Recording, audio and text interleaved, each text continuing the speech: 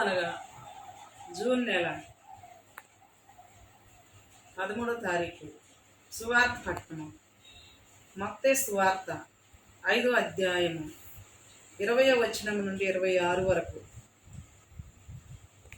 ధర్మశాస్త్ర బోధకుల కంటే పరిచయుల కంటే మీరు నీతిమంతమైన జీవితమును జీవించితేనే తప్ప పరలోక రాజ్యమును ప్రవేశింపరని చెప్పుచున్నాను. నరహత్య చేయరాదు. నరహత్య గాయించువాడు న్యాయాధిపతి తీర్పునకు గురియగును. పూర్వులకు శపింపబడిన మాటను మీరు విని ఉన్నారు కదా.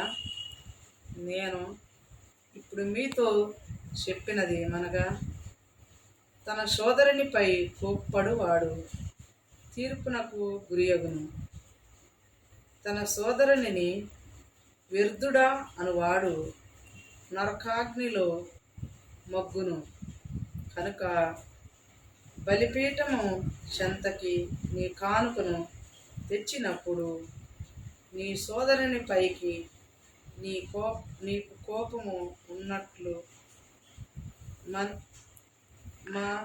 మనస్సు పర్ధన ఉన్నట్లు నీకు అనిపించిన నీ కానుకను పీఠము చెంతే వదిలిపెట్టి పోయి నీ సోదరునితో సఖ్యత పడి తిరిగి వచ్చి నీ కానుకను చెల్లింపుము.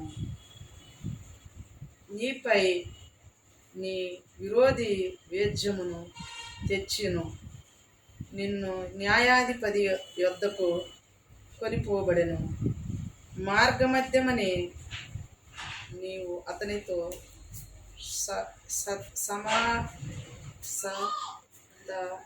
సత్తరమును సమాధానపడము. లేనిచో అతడు నిన్ను న్యాయాధిపతికి అప్పగించును. న్యాయాధిపతి నిన్ను చెరసాలలో ఏచును. నీవు చెల్లింపవలసిన రుణములు కడపటి కాసును చెల్లించు వరకు నీవు చెరసాలలోనే ఉండువు. ఇది క్రీస్తు సువిశేషము. క్రీస్తు ఆమెకు స్తుతి కలుగునుగాక.